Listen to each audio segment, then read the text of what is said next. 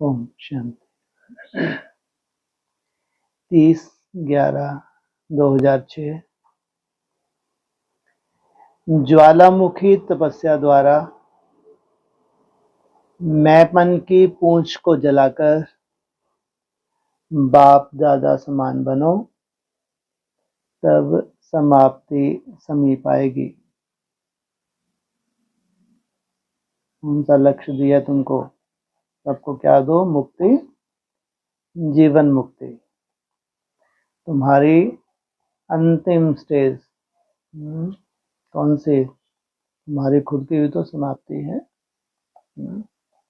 नंबरवार हमको भी कहाँ जाना है? समाप्ति की तरफ। जब हमारी समाप्ति होती है तब फिर क्या होता है? पर्सनल क्या होता है? नई दुनिया की शुरुआत। तो उसके लिए ज्वालामुखी तपस्या द्वारा मैंपन की पूंछ को जलाकर, लक्ष्य है तुम्हारा क्या बनने का? बाप समान भी, खास आत्मा, ज्योति स्वरूप। उसमें जो हमारी पूंछ है, देह भान की पूंछ है, ये क्या कर रही है? बार बार परेशान करते नहीं करते? तो उसके लिए कितनी मेहनत है, लेकिन तो भी इतना निश्चय बुद्धि होना चाहिए, जो भी हम कर रहे हैं, जितना भी कर रहे हैं, रिजल्ट इसकी क्या निकलने वाली है? जो भी कर रहे हैं, जैसे भी कर रहे हैं, भगवान देख रहा है, तो रिजल्ट क्या निकलेगी? ये पूंछ रहेगी? रह नहीं सकती। जैसा भी है तुमसे पुरुषार्थ हो रहा है, रिजल्ट क्या निकलनी है? ये पूंछ रहनी नहीं है। तब समाप्ति समीप आएगी। समाप्ति हुई नहीं है। कौन सी समाप्ति समीप आएगी?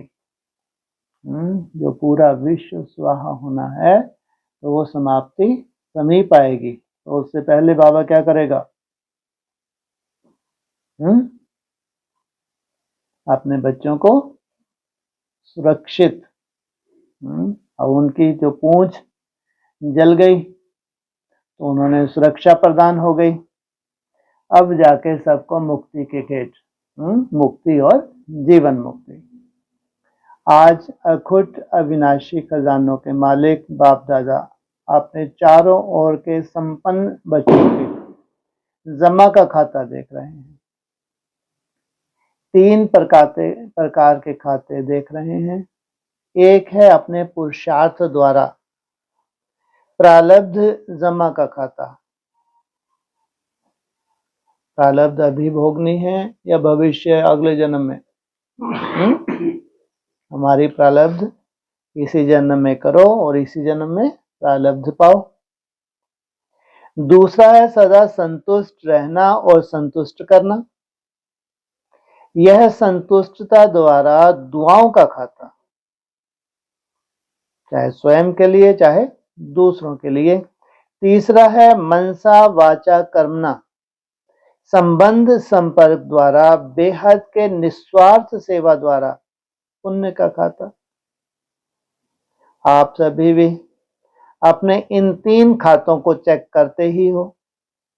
यह 3 खाते जमा कितने हैं व नहीं हैं, उसकी निशानी है सदा सर्व प्रति, स्वयं प्रति संतुष्टता स्वरूप, सर्व प्रति शुभ भावना, शुभ कामना, और सदा अपने को खुशनुमा, खुश नसीब स्थिति में अनुभव करना। चेक करो, दोनों खाते की निशानियां स्वयं में अनुभव होती हैं। इन सर्व खजानों को जमा करने की चाबी है निमित्त भाव, निर्माण भाव, निस्वार्थ भाव। मैं कौन हूं? इंस्ट्रूमेंट हूं। निर्माण भाव, नव निर्माण के लिए भगवान ने निमित्त बनाया है। निस्वार्थ भाव, मेरा इसमें कोई स्वार्थ नहीं, विश्व कल्याण के लिए भगवान ने निमित्त बनाया है। तो चेक करते जाओ। और चाबी का नंबर पता है? चाबी का नंबर है 3 बिंदी। नंबर भी आउट कर दिया है। 3 डॉट, एक आत्मा बिंदी, दूसरा बाप बिंदी, तीसरा ड्रामा का फुल स्टॉप बिंदी। इसमें कौन सी बिंदी सहज है? कोई भी सहज नहीं, कोई तो सहज होगी। परमात्मा बिंदी ये सबसे सहज है ना। सबसे कठिनाई हो रही क्योंकि उसमें भावना ही तो इतना सुंदर भाव भी हो रही तो होना है? सबसे सहज है परमात्मा बिंदी। सबसे कठिन है ड्रामा की बिंदी, ये सबसे बड़ी मुसीबत। तो आप सभी के पास चाबी तो है ना, खजाने को खोलकर देखते रहते हो ना। इन सभी खजानों के वृद्धि की विधि है दृढ़ता। दृढ़ता होगी तो किसी भी कार्य में यह संकल्प नहीं चलेगा कि होगा या नहीं होगा। मतलब दृढ़ता पूर्वक जो तुम कर सकते हो, जितना कर सकते हो वो कर रहे हो, सफिशिएंट है। दृढ़ता पूर्वक जो तुम कर रहे हो, जैसा कर रहे हो, वो जानता है। और वो फिलहाल तुम्हारे लिए क्या है? काफी है। तुम्हारा जो उत्थान होना है, जिस तरह से तुम्हारा उत्थान होना है, या जिस विधि से तुमको कहां जाना है, ऊपर ट्रांसफर होना है। दृढ़ता की स्थिति है, हुआ पड़ा है, बना ही पड़ा है। फिर ये नहीं दिखेगा कब 27 आएगा, कब 31 34, ये कुछ नहीं दिखेगा, है ना। हुआ ही पड़ा है, बनेगा, जमा होगा, नहीं होगा नहीं। करते तो हैं, होना तो चाहिए, तो भी नहीं। दृढ़ता वाला निश्चय बुद्धि निश्चिंत और निश्चित अनुभव करेगा। निश्चिंत होना ये भी बहुत बड़ी बात है, इतना निश्चय हो गए। बाप दादा ने पहले भी सुनाया है, अगर ज्यादा से ज्यादा सर्व खजानों का खाता जमा करना है तो मन मनाभव के मंत्र को यंत्र बना दो। वंडरफुल। क्या मिला हुआ तुमको? मन मनाभव का मंत्र, इसको क्या बना दो? यंत्र बना दो, जिससे सदा बाप के साथ और पास रहने का स्वतः अनुभव होगा। पास होना ही है। 3 रूप से पास हैं। एक है पास रहना, दूसरा है जो बीता सो पास हुआ, और तीसरा है पास विद ऑनर होना। अगर तीनों पास हैं तो आप सबको राज अधिकारी बनने की फुल पास है। 3 में से अभी फिलहाल कौन सा? हाँ, ये समय पास हो ही जाएगा। कितनी भी कठिनाई हो, कुछ भी हो, क्या करो? शुभ संकल्प के साथ। ये समय रहना नहीं है, ये समय कैसा भी है, कोई भी अगर छोटी मोटी अड़चन है, बड़ी अड़चन है, ये पास हो ही जाएगी।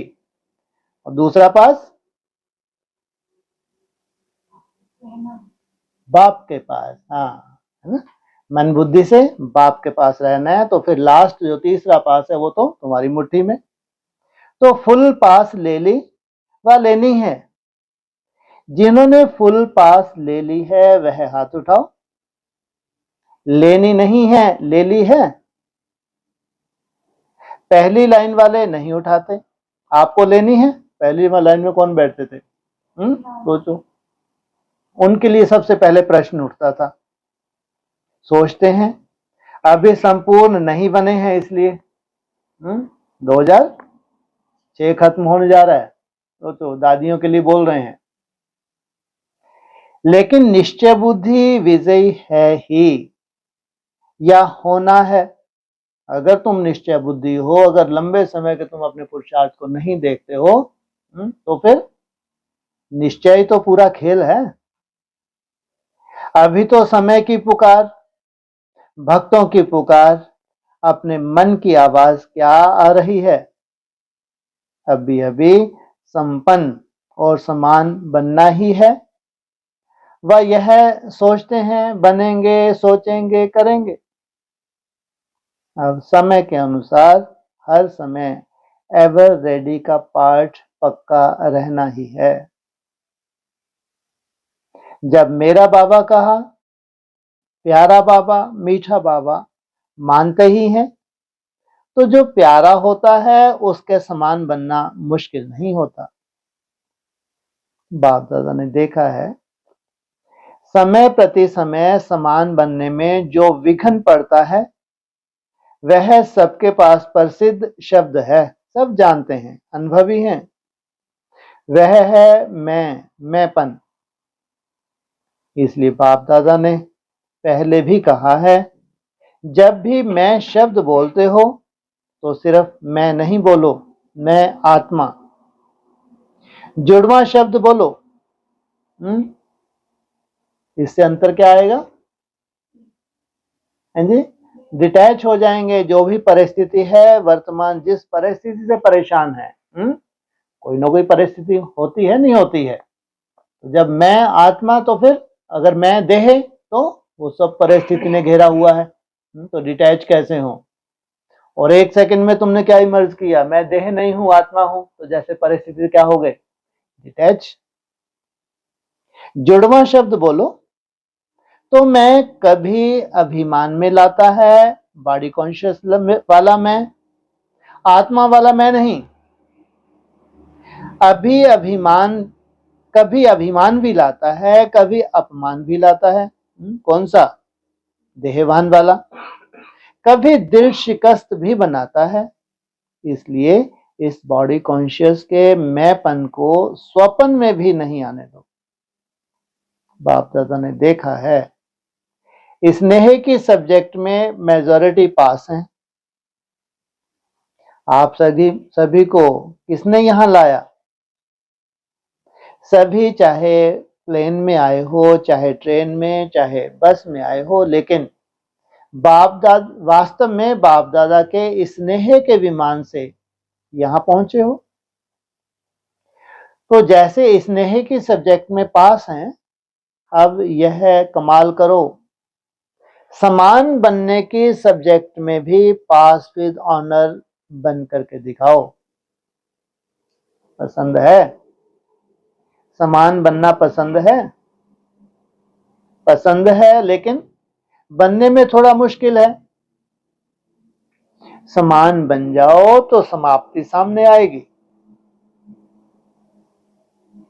लेकिन अभी अभी जो दिल में प्रतिज्ञा करते हो बनना ही है, तो प्रतिज्ञा कमजोर हो जाती है और परीक्षा मजबूत हो जाती है। चाहते सभी हैं, लेकिन चाहना एक होती है प्रैक्टिकल, दूसरा हो जाता है क्योंकि प्रतिज्ञा करते हो लेकिन दृढ़ता की कमी पड़ जाती है, समानता दूर हो जाती है, समस्या प्रबल हो जाती है। तो अब क्या करेंगे? बाप दादा को एक बात पर बहुत हंसी आ रही है। कौन सी बात है? महावीर। लेकिन जैसे शास्त्रों में हनुमान को महावीर भी कहा है, लेकिन पूंछ भी दिखाया है। यह पूंछ दिखाया है मैंपन का। जब तक महावीर इस पूंछ को नहीं जलाएंगे तो लंका अर्थात पुरानी दुनिया की समाप्ति नहीं होगी। चाहे तुम्हारे अनेक जन्मों के संस्कार हो, और चाहे पुरानी दुनिया हो, तो अभी इस मैं की पूंछ को जलाओ, तब समाप्ति समीप आएगी। तो नई दुनिया में कितने हैं? तो थोड़े से हैं, बहुत हैं? थोड़े से हैं। यहाँ एडमिशन आसानी से हो जाता है। एडमिशन देते ही नहीं हो तुम्हारे स्कूल में, ऐसा पता नहीं क्या तकलीफ। सोचो सबके सब 100% कौन सा सर्टिफिकेट लेते हैं यहाँ? 100%। कोई सर्टिफिकेट नहीं लेते। मेहनत, हाँ, और 100% सर्टिफिकेट लेते हैं, इसलिए तुम एडमिशन देते ही नहीं हो, लेकिन जो हैं उनको 100% सर्टिफिकेट मिलता है।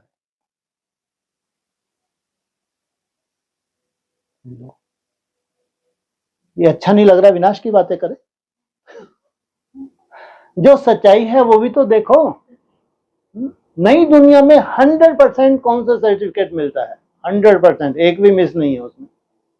शुरुआत कहां से होती है उनके दिन की? अमृत वेला। सोचो आप।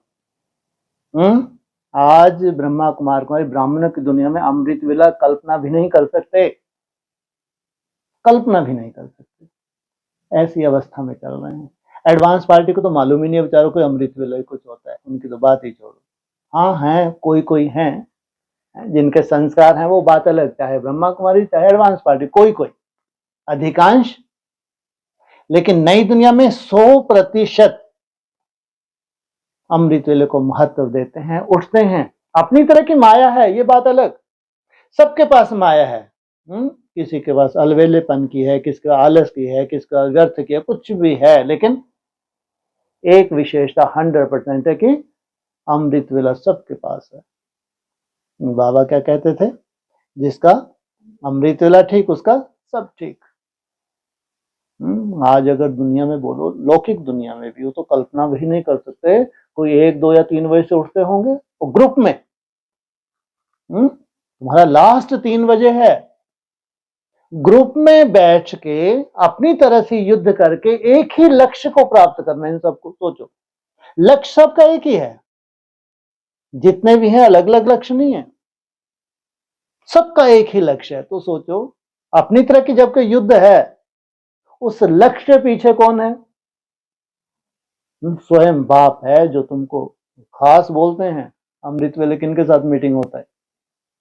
अमृत वेला खास बच्चों के लिए, खास उनको निहारने के लिए। इसका मतलब जो भी नई दुनिया में है पहले से अपना भाग्य लेकर आए हैं। ऐसा नहीं कि तुमको स्पेशल तुमने कोई तपस्या की है या स्पेशल तुम्हारा या वाहन हो गया बहुत सुंदर से तुम है, अपनी तरह का तुम्हारा भाग्य था, अपनी तुम्हारी तपस्या थी, और तुमको नई दुनिया में जो भी प्रयोग होने हैं उसमें क्या करना था? पार्टिसिपेट करना था, सहयोगी बनना था। ये सबसे बड़ी सच्चाई है। और उसके बाद 100% नई दुनिया में एक भी ऐसा नहीं है जिसके खान पीन में चेंज ना हो। हाँ, यथाशक्ति थोड़ा ऊपर नीचे होता है, वो बात अलग, लेकिन 100% ये सर्टिफिकेट लेते हैं कि सबके सब ने खाने पीने में चेंज किया है। सोचिए, तो मासी का घर है। 100% जितने भी नई दुनिया में है, जो असंभव है, ज्वाला स्वरूप अवस्था, उसको संभव करने की कोशिश करते हैं जितना भी बन पाए। अलवेलापन किसके पास नहीं है?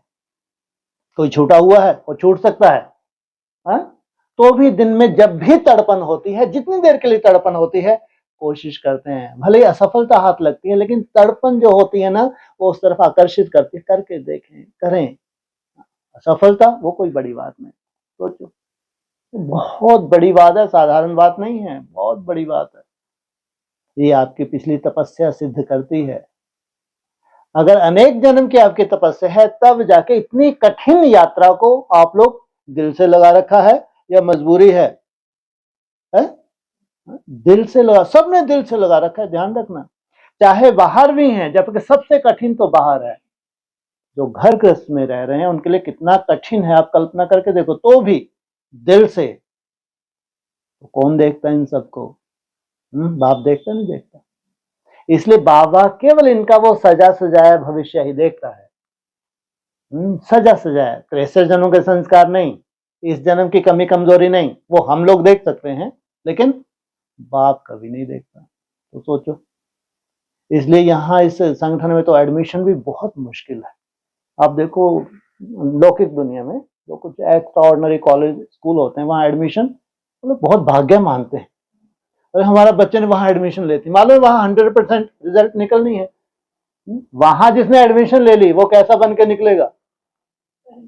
इसलिए उनकी कंडीशंस ही ऐसी होती हैं कि नहीं भैया, नहीं चाहिए, ऐसे स्टूडेंट चाहिए। वो उनको मालूम है ऐसे भी आएंगे और हमारा क्या करेंगे, नाम वाला करेंगे हमारे कॉलेज को। ये सबसे बड़ी सच्चाई है।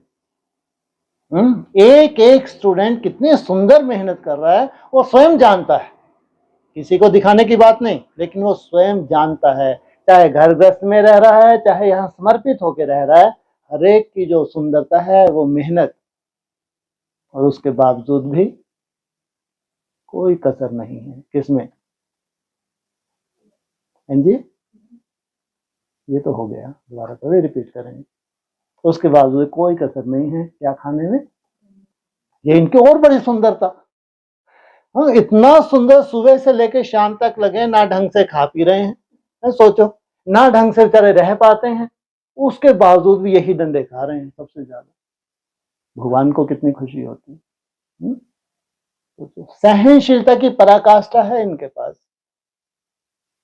इसलिए रोज रोज ठीक है जो भी आता है वाणी, लेकिन जो एक सच्चाई है वो तुमको घुटी होनी चाहिए, सत्यता है। तो ऐसा नहीं कि तुम्हारी बढ़ाई कर रहे हैं कि तुम बहुत बड़े बीज में टिक जाओगे, लेकिन एक सच्चाई है, एक एक स्टूडेंट की ये सच्चाई है। इसलिए कहते हैं ये प्रयोगशाला है, इसमें जास्ती नहीं चाहिए, चाहिए ही नहीं, लेकिन जो हैं, जो कर रहे हैं, बस वो आशावादी बन जाए। ऐसों को अगर भगवान का सहयोग ना मिले ये कैसे हो सकता है। लेकिन बस हिम्मत ना हारे। तो मैं की पूंछ को जलाओ तब समाप्ति समीप आएगी।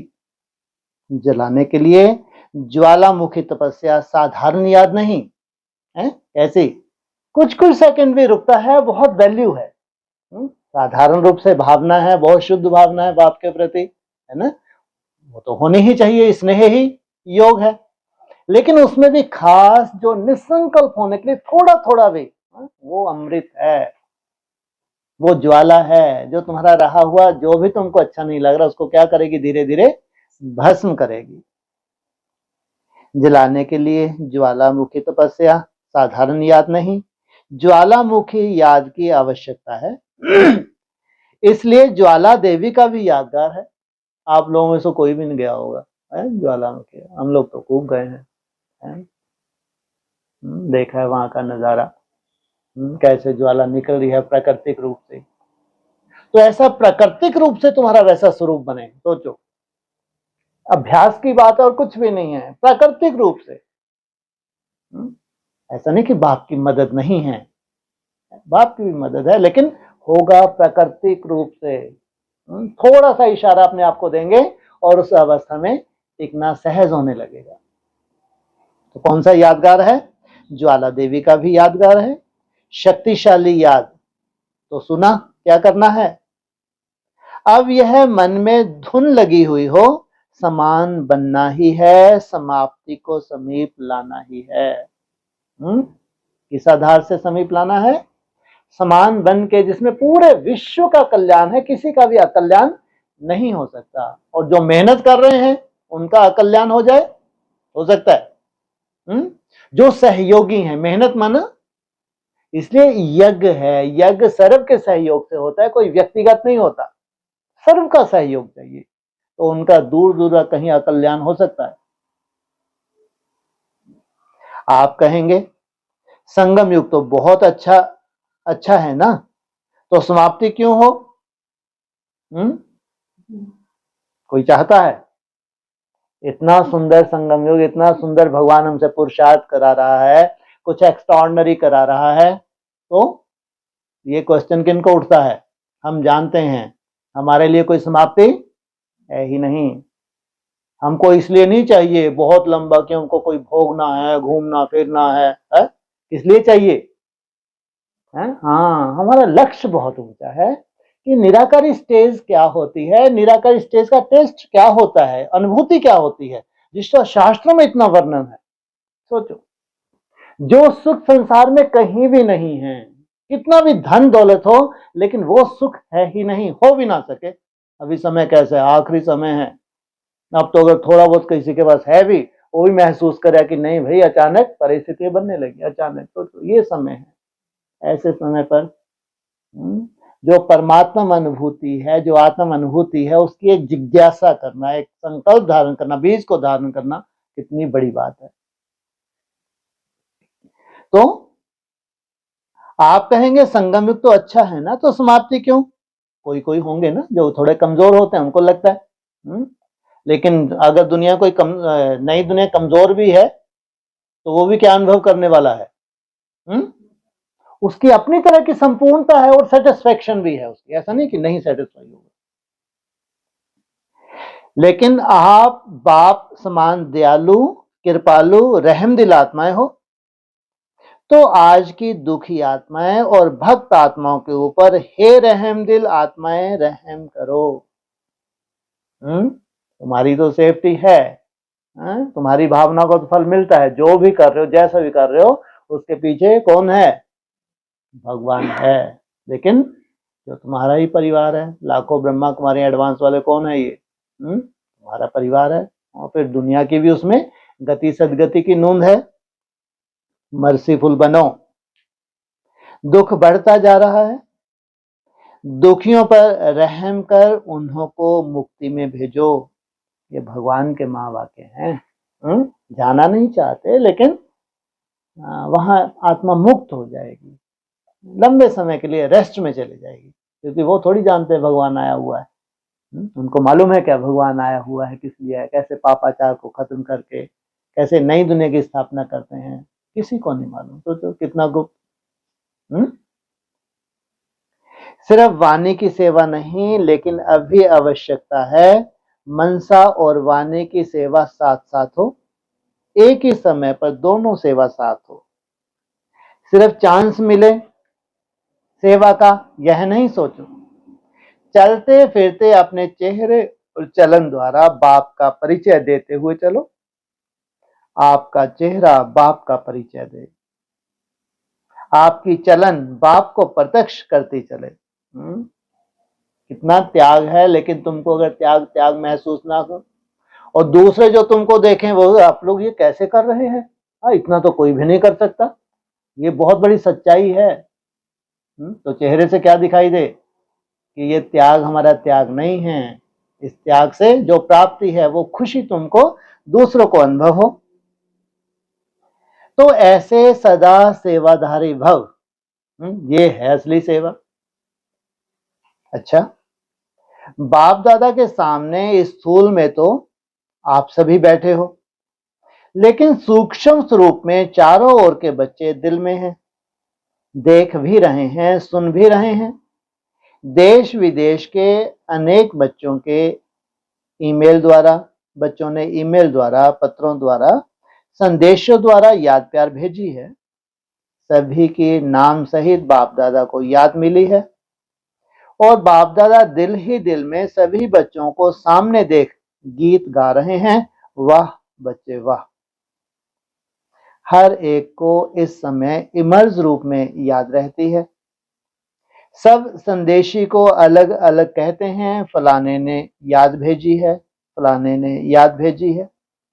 बाप कहते हैं, बाप के पास तो सब संकल्प करते हो, जब संकल्प करते हो साधन द्वारा पीछे मिलती है, लेकिन स्नेह का संकल्प साधन के पहले पहुंच जाता है। ठीक है ना? कईयों को याद मिली है ना? अच्छा, पहले हाथ उठाओ जो पहली बार आए हैं। यह सेवा में भी पहली बार आए हैं। अच्छा, बाप दादा कहते हैं भले पधारे, आपके आने की मौसम है। अच्छा, मौसम भी होती है ना क्या? आपके आने की मौसम है। अच्छा, इंदौर जोन आरती बहन के सेवाधारी आए हैं। सबके हाथ में मेरा बाबा का दिल के शेप में सिंबल है। हाथ तो बहुत अच्छा हिला रहे हैं, लेकिन दिल को भी हिलाना। सिर्फ सदा याद रखना, भूलना नहीं मेरा। चांस अच्छा लिया है। बाप दादा सदा कहते हैं हिम्मत रखने वालों को बाप दादा पदम गुना मदद देता है। हिम्मत रखी है ना, अच्छा किया है इंदौर जोन ने। अच्छा है, इंदौर जोन साकार बाबा का लास्ट स्मृति का स्थान है। क्या? जब सबसे उम्मीदें खत्म हो गई, तब क्या किया? इंडोर कर दिया किन्हीं आत्माओं को। आखिरी क्या क्या मतलब? बहुत कोशिश की, जब कार्य जो होना था ढिंढोरा तो पीट लिया है? पूरे विश्व में ढिंढोरा पीट लिया, बड़े बड़े प्रोग्राम कर लिए, लेकिन वो रिजल्ट नहीं निकली। तो लास्ट में क्या करना पड़े? इंडोर। किन्हीं आत्माओं को टोटली अंडरग्राउंड होने का उनका संस्कार ही है? उनको क्या करना पड़े? इंडोर, डोर के अंदर करना पड़े। अच्छा है, इंदौर जोन साकार बाबा का लास्ट स्मृति का स्थान है। अच्छा है, सभी बहुत खुश हो रहे हो ना? गोल्डन लॉटरी मिली है। जॉन की सेवा मिलने से सभी साथियों को छुट्टी मिल जाती है। वैसे संख्या में मिलती है, इतने लाओ, और अभी देखो इतने हैं। यह भी जॉन को अच्छा चांस है ना? जितने लाने हो लाओ। तो आप सभी का थोड़े समय का पुण्य का खाता कितना बड़ा इकट्ठा हो गया। यज्ञ सेवा दिल से करना, अर्थात अपने पुण्य का खाता तीव्र गति से बढ़ाना, क्योंकि संकल्प, समय और शरीर तीनों सफल किया। संकल्प भी चलेगा तो यज्ञ सेवा का, समय भी यज्ञ सेवा में व्यतीत हुआ और शरीर भी यज्ञ सेवा में अर्पण किया। तो सेवा है या मेवा है? प्रत्यक्ष फल यज्ञ सेवा करते किसी के पास कोई व्यर्थ संकल्प आया किसके पास? खुश रहें और खुशी बांटे। तो यह जो यहाँ गोल्डन अनुभव किया, इस अनुभव को वहां भी इमर्ज कर बढ़ाते रहना। कभी भी कोई माया का संकल्प भी आवे तो मन के विमान से शांतिवन में पहुंच जाना। मन का विमान तो है ना, सभी के पास मन का विमान है। बाप दादा ने हर ब्राह्मण को जन्म की सौगात श्रेष्ठ मन का विमान दे दिया है। इस विमान में ज्यादा मेहनत नहीं करनी पड़ती। स्टार्ट करना तो मेरा बाबा, बस चलाना आता है ना विमान। तो जब भी कुछ हो मधुबन में पहुंच जाओ। भक्ति मार्ग में 4 धाम करने वाले तो बहुत भाग्यवान समझते हैं, और मधुबन में भी 4 धाम है। तो 4 धाम किए। पांडव भवन में देखो 4 धाम है। जो भी आते हो पांडव भवन तो जाते हो ना। एक शांति स्तंभ महाधाम, दूसरा बाप दादा का कमरा, यह स्नेह का धाम, तीसरा झोपड़ी, और यह स्नेह मिलन का धाम, और चौथा हिस्ट्री हॉल। तो आप सभी ने 4 धाम किए, तो महान भाग्यवान तो हो ही गए। अभी किसी भी धाम को याद कर लेना। कब उदास हो जाओ तो झोपड़ी में रूह रेहान करने आ जाना। शक्तिशाली बनने की आवश्यकता हो तो शांति स्तंभ में पहुंच जाना। वेस्ट थॉट बहुत तेज हो, बहुत फास्ट हो तो हिस्ट्री हॉल में पहुंच जाना। समान बनने का दृढ़ संकल्प उत्पन्न हो तो बाप दादा के कमरे में आ जाना। अच्छा है, सभी ने गोल्डन चांस लिया है, लेकिन वहां रहते भी सदा गोल्डन चांस लेते रहना। अच्छा, हिम्मतवान अच्छे हैं। कैट ग्रुप दिल वाले बैठे हैं। बहुत अच्छी कॉन्फ्रेंस सबने मिलकर की, अच्छा किया। आपस में मीटिंग भी की है, और प्रेसिडेंट जो है उसकी भी इच्छा है यह कार्य होना चाहिए। तो जैसे उसकी भी इच्छा है, उसको भी साथ मिलाते हुए आगे बढ़ते रहो। और साथ साथ जो ब्राह्मणों की मीटिंग है उसमें भी अपने प्रोग्राम का समाचार सुना करके राय ले लेना, तो सर्व ब्राह्मणों की राय और शक्ति भर जाती है। बाकी कार्य अच्छा है, करते चलो, फैलाते चलो, और भारत की विशेषता प्रकट करते चलो। मेहनत अच्छी कर रहे हो, प्रोग्राम भी अच्छा किया है, और दिल वालों ने अपनी बड़ी दिल दिखाई है, उसकी मुबारक हो।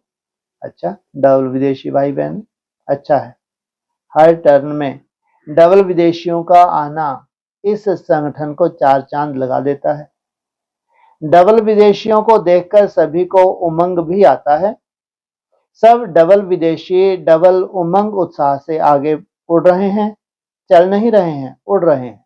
ऐसे है, उड़ने वाले हो या चलने वाले हो? जो सदा उड़ता रहता है, चलता नहीं है, वह हाथ उठाओ। चलने वाले हो, उड़ने वाले हो? हेलो, उड़ने वाले हैं। बाकी चलने में लक्ष्य कौन सा है? तो उसको क्या कहेंगे? अगर तुम्हारा लक्ष्य कौन सा है उसको देखो, जो तुम मेहनत कर रहे हो, वर्तमान को नहीं, भविष्य का जो उसमें लक्ष्य छुपा है कौन सा है? अच्छा, वैसे भी देखो, विमान में उड़ते ही आना पड़ता है, तो उड़ने का तो आपको अभ्यास है ही। वह शरीर से उड़ने का, यह मन से उड़ने का। हिम्मत भी अच्छी रखी है। बाप दादा ने देखो कहां कोने कोने से अपने बच्चों को ढूंढ लिया ना, बहुत अच्छा है। कहलाने में डबल विदेशी हैं, वैसे तो ओरिजिनल भारत के हैं, लेकिन कहां पहुंच गए? इसलिए सेवा के लिए। और राज भी कहां करना है? भारत में करना है ना। लेकिन सेवा अर्थ 5 ही खंडों में पहुंच गए हो, और 5 ही खंडों में भिन्न भिन्न स्थान में सेवा भी अच्छी उमंग उत्साह से कर रहे हैं। विघ्न विनाशक होना, कोई भी विघ्न आवे घबराने वाले तो नहीं होना। यह क्यों हो रहा है, यह क्या हो रहा है, नहीं। जो होता है उसमें हमारी और हिम्मत बढ़ाने का साधन है, घबराने का नहीं। उमंग उत्साह बढ़ाने का साधन है। ऐसे पक्के हो ना, पक्के हो या थोड़ा थोड़ा कच्चे? नहीं, कच्चा शब्द अच्छा नहीं लगता। पक्के हैं, पक्के रहेंगे, पक्के होके साथ चलेंगे। अच्छा, दादी जानकी ऑस्ट्रेलिया का चक्कर लगा कर आई हैं, उन्होंने बहुत याद दी है। बाप दादा के पास ईमेल में भी संदेश आया है, और बाप दादा देखते हैं आजकल बड़े प्रोग्राम भी ऐसे हो गए हैं जैसे हुए ही पड़े हैं। सभी सीख गए हैं, सेवा के साधनों को कार्य में लगाने का अच्छा अभ्यास हो गया है। बाप दादा को ऑस्ट्रेलिया नंबर 1 दिखाई देता है, लेकिन अभी यूके थोड़ा नंबर आगे जा रहा है। दिखाई कौन दे रहा है? ऑस्ट्रेलिया अर्थात आस अर्थात पास बैठना, ट्रेन ज्ञान रत्नों का था जिन्होंने घर बैठे हुए ले लिया, तो ये दिख रहे हैं आगे, लेकिन फिलहाल यूके। वह भी नंबर 1 ही होगा। पुराने पुराने ऑस्ट्रेलिया के बच्चे बाप दादा को याद हैं, और बाप दादा की लाडली निर्मल आश्रम, आप लोग कहते हैं निर्मला दीदी, दीदी कहते हो ना, लेकिन बाप दादा ने शुरू से उसको टाइटल दिया है निर्मल आश्रम।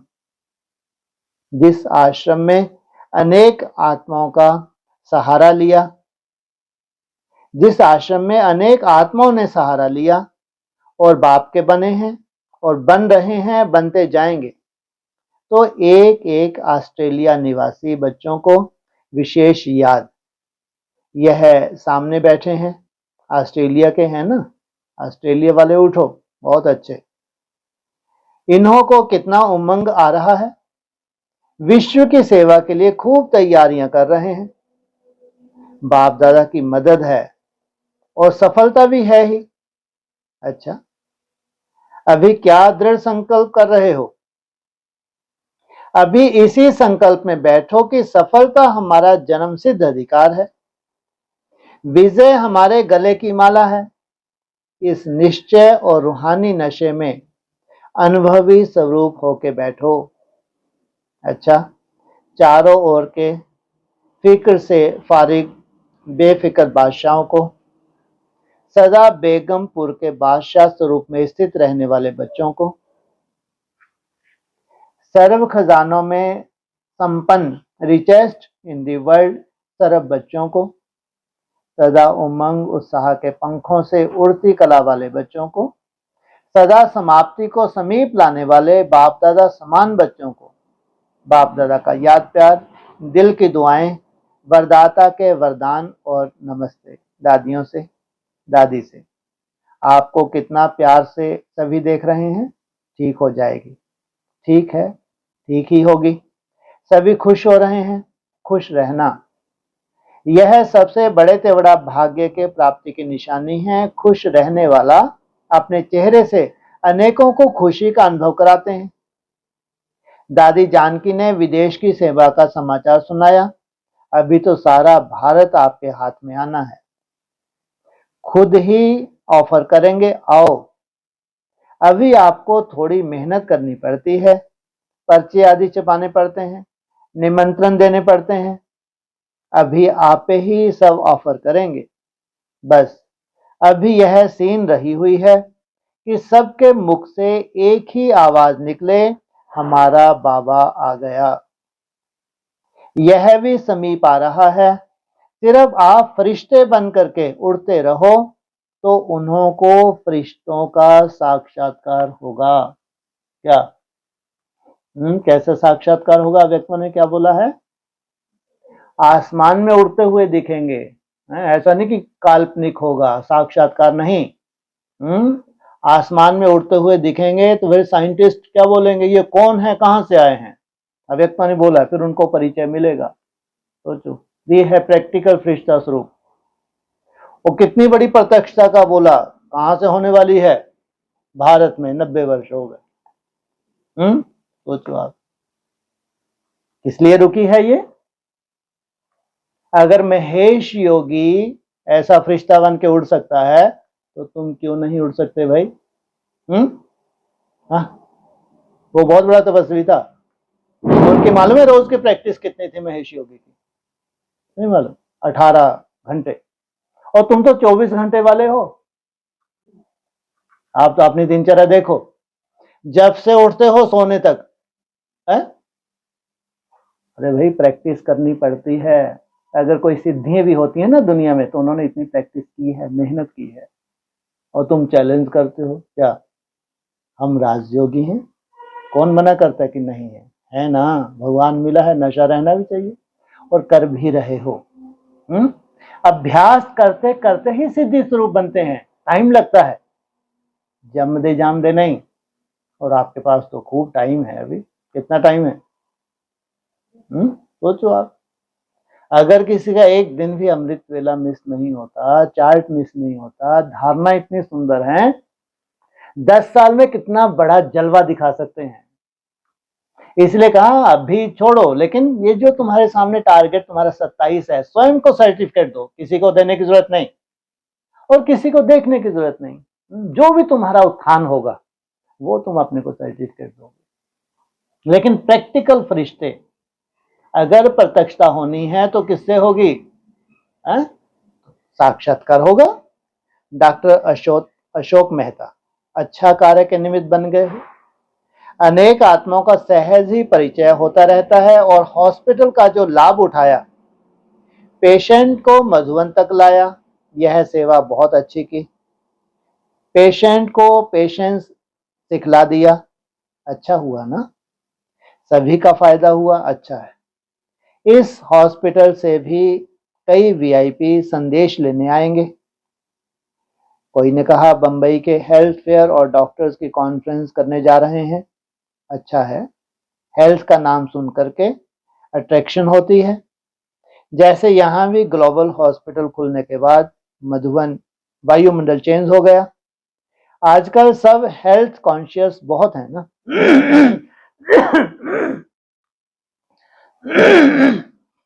तो हेल्थ का नाम सुनकर उन्हों को लगता है डबल फायदा हो जाएगा। यह अच्छी सेवा है। बंबई के प्रसिद्ध गीतकार समीर भाई अब डबल गीत गाना, मुख से भी गीत गाते हो, बहुत अच्छा बनाते भी हो ना, अच्छे बनाते हो, शब्द खराब नहीं बनाते हो, ठीक बनाते हो। अभी मन से बाप के गुणों के भी गीत गाते रहना, डबल गीत, तो आपका चेहरा खुश मिजाज हो जाएगा। आपके चेहरे से लगेगा कुछ पा लिया है, अच्छा है, टाइम पर पहुंच गए हो। नारायण दादा परदादी से मिलने आए थे, परदादी अहमदाबाद हॉस्पिटल में है, वह भी ठीक हो रही है। बड़ी आयु है ना, बड़ी आयु के कारण थोड़ा टाइम लग जाता है।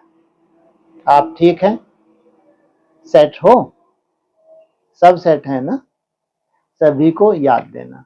अच्छा, ओम शांति।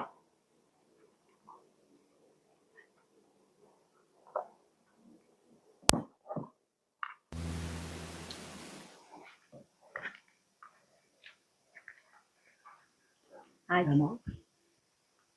जी, आज ये बताया ना कि मनमना भाव के मंत्र को यंत्र बना लो। कितनी बड़ी बात है। इसका ये जो एकाग्रता की मेहनत करते हैं थोड़ी थोड़ी, ये बहुत बड़ा यंत्र बनेगा। इसलिए कहते हैं ये पूरा साइंटिफिक है। तो सबसे बड़ा विज्ञान तो हमारा अध्यात्म है।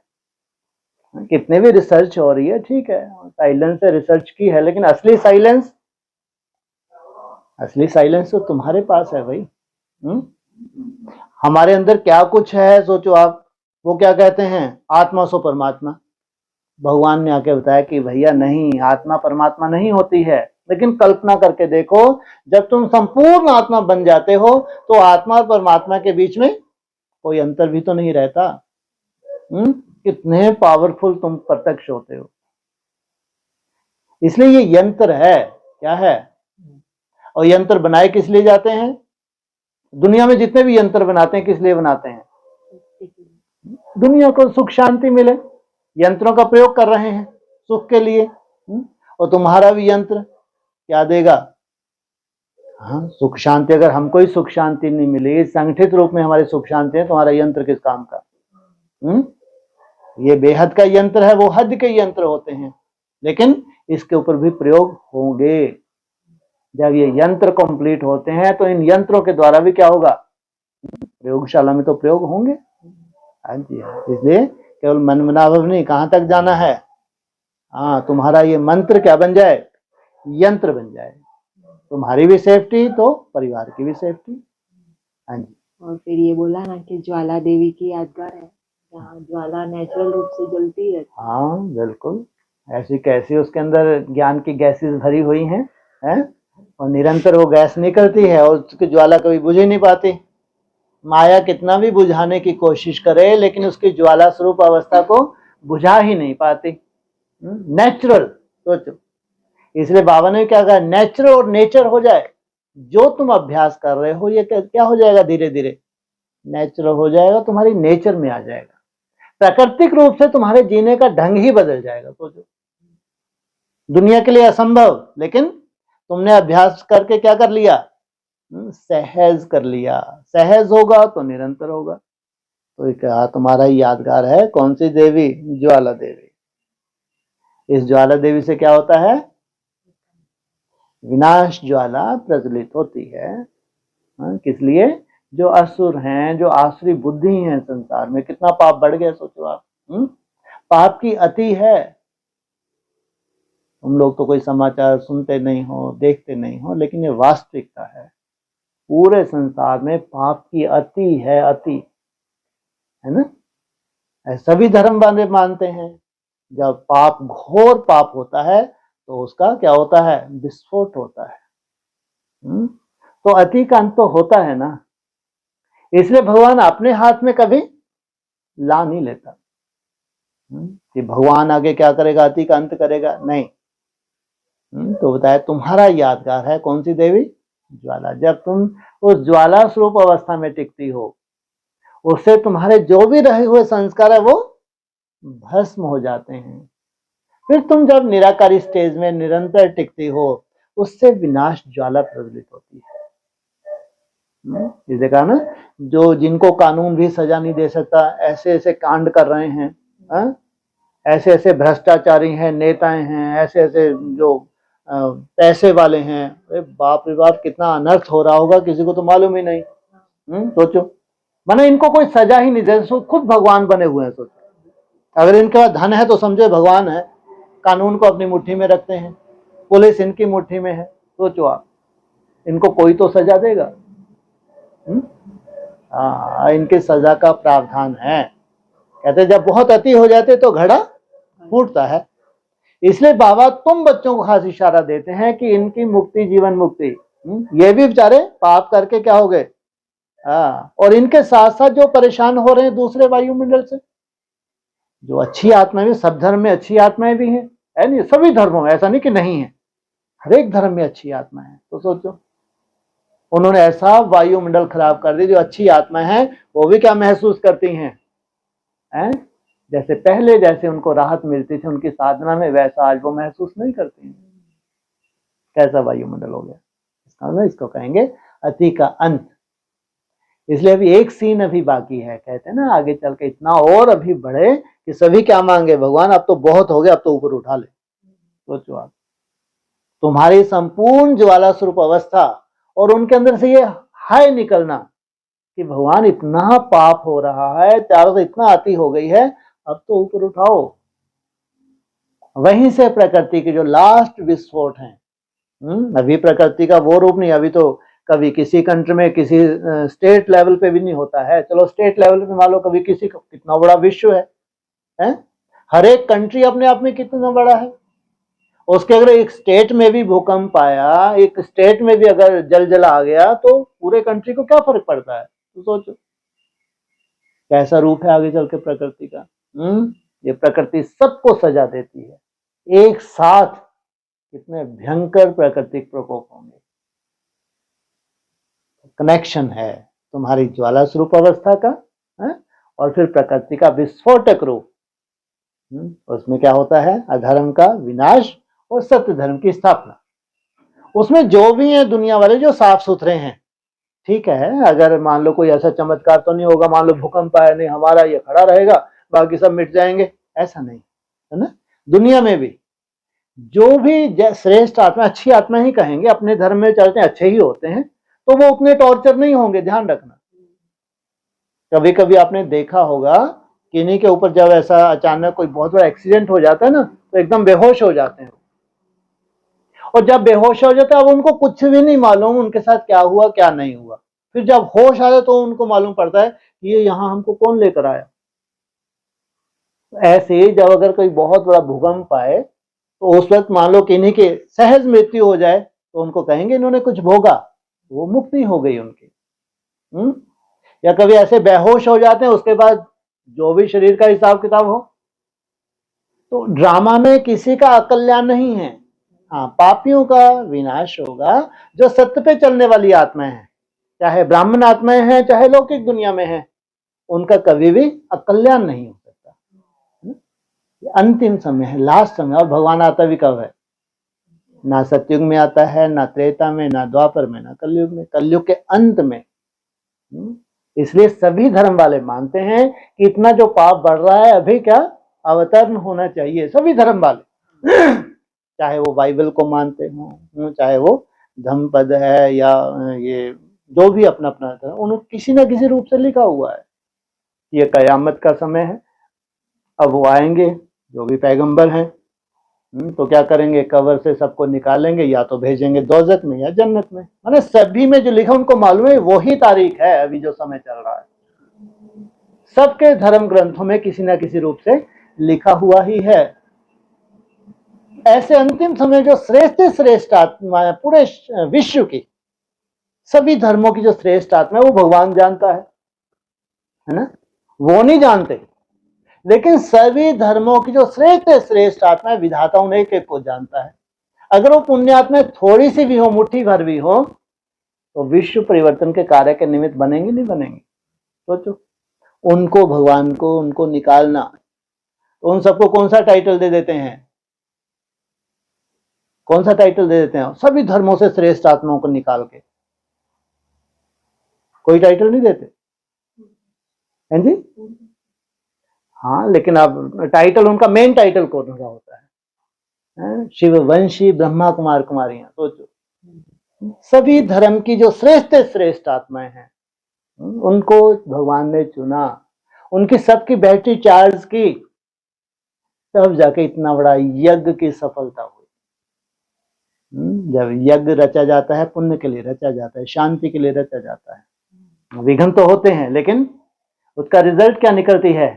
पुण्य ही निकलती है। वही भगवान का यज्ञ चल रहा है वर्तमान समय। हम सब क्या कर रहे हैं? बेहद की आहुतियां डाल रहे हैं। वो हद की आहुतियां डालते हैं और हम मनसा के द्वारा भगवान की याद किए क्या है? ये आहुतियां हैं, जिससे हमारे 5 विकार खत्म होते हैं और सत्य की स्थापना होती है। कितना बड़ा कार्य है सोचो। अगर भगवान ही ठेका लेकर आया है तो कार्य होगा नहीं होगा। इसलिए वो सब कठपुतलियां भी हैं। जिनको निमित्त बनना है वो सब की सब क्या है? वो कठपुतलियां हैं। जैसे आज ही था, कितना सुंदर पॉइंट था।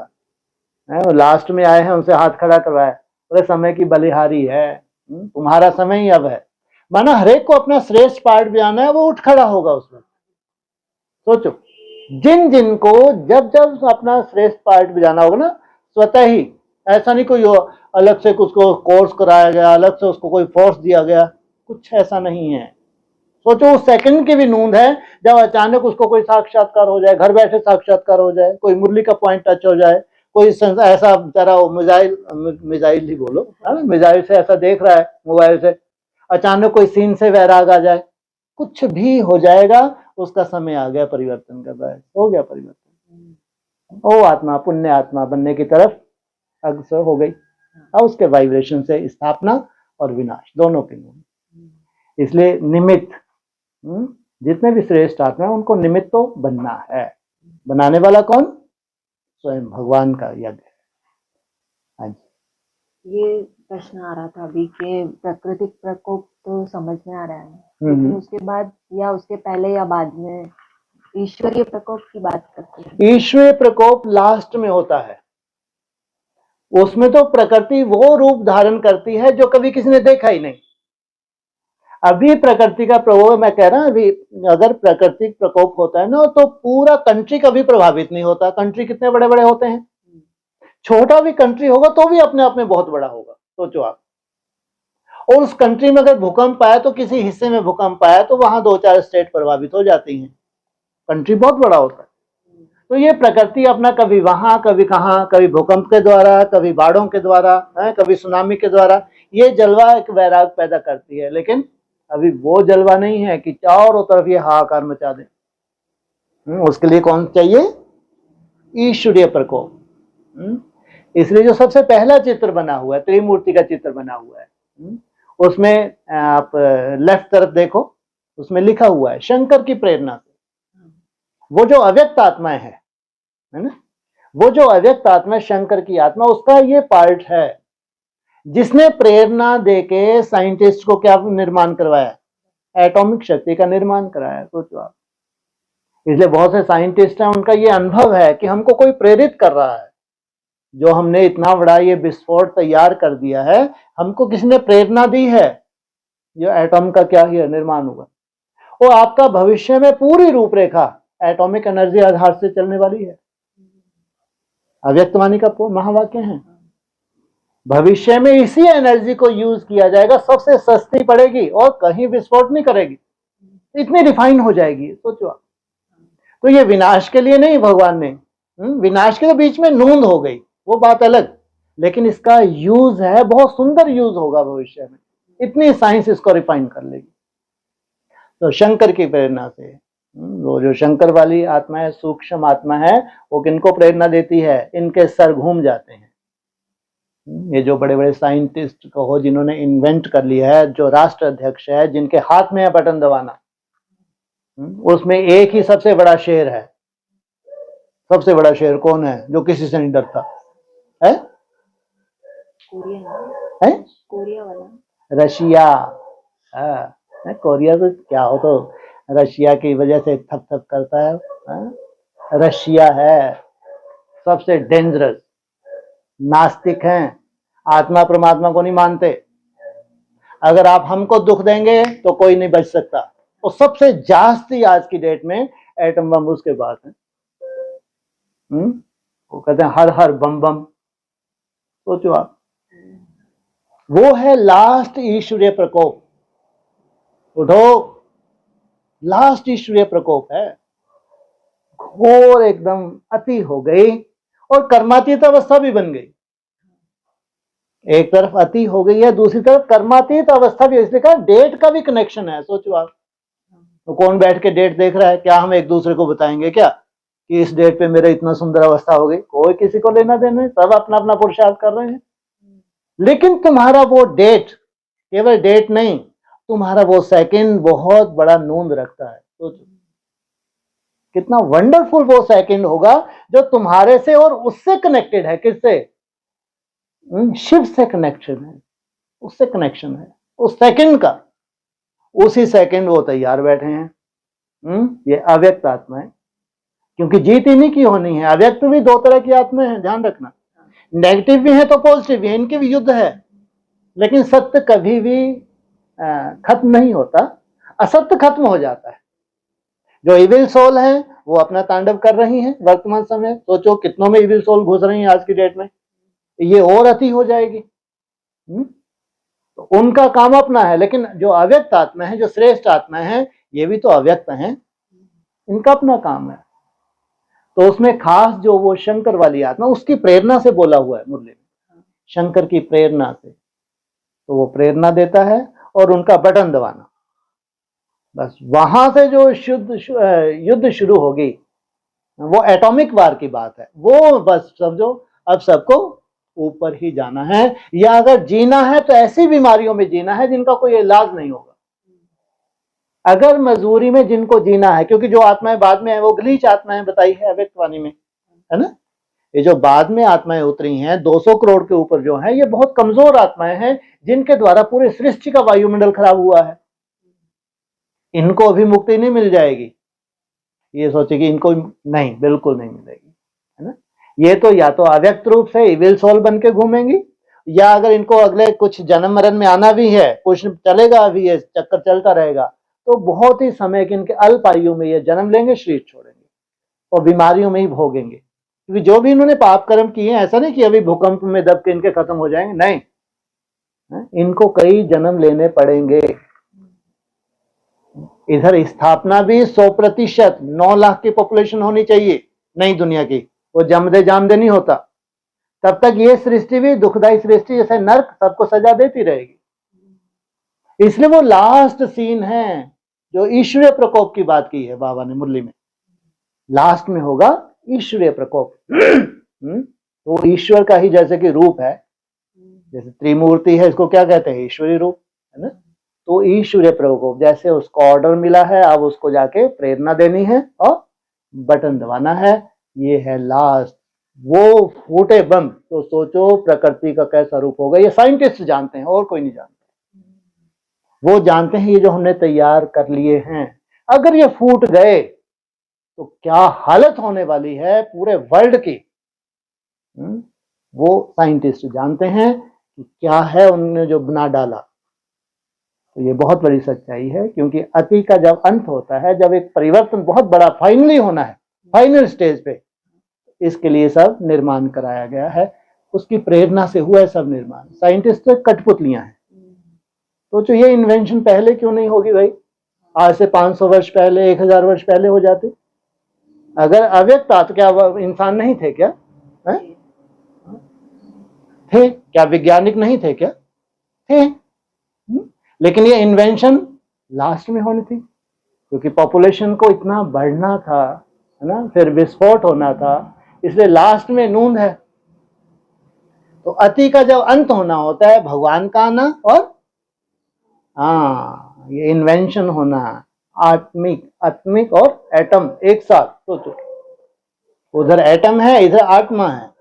तुम आत्मिक स्वरूप में टिकते हो, उधर तुम्हारी रिफाइंड स्टेट, और फिर प्रकृति का चेन, साथ साथ नूंद होती है।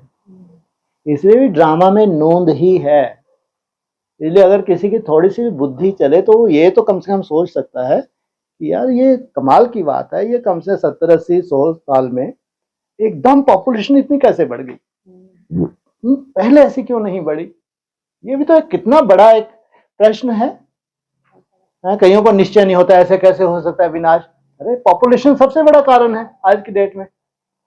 अगर किसको निश्चय नहीं होता है, नहीं ये सृष्टि सदा ही चलती रहेगी। सबसे बड़ा कारण ही पॉपुलेशन है। इतने लोग हैं, करोड़ लोग हैं, तो उनके लिए खाने के लिए चाहिए, पीने के लिए चाहिए, तो हम यूरिया भी यूज करेंगे, ये भी यूज करेंगे, वो भी करेंगे, तो प्रकृति के क्या करेंगे? हाँ, स्वाभाविक रूप से पेड़ों को काटेंगे तब तो अनाज पैदा होगा। पेड़ों को काटेंगे, ऑक्सीजन धीरे धीरे कम होगी या बढ़ेगी? अभी सोचो क्या हालत हो रही है। पॉपुलेशन मेन कारण है। तो वो भी कोई ड्रामा में नूंद ही है। इसलिए कल कितना सुंदर पॉइंट था मुरली का।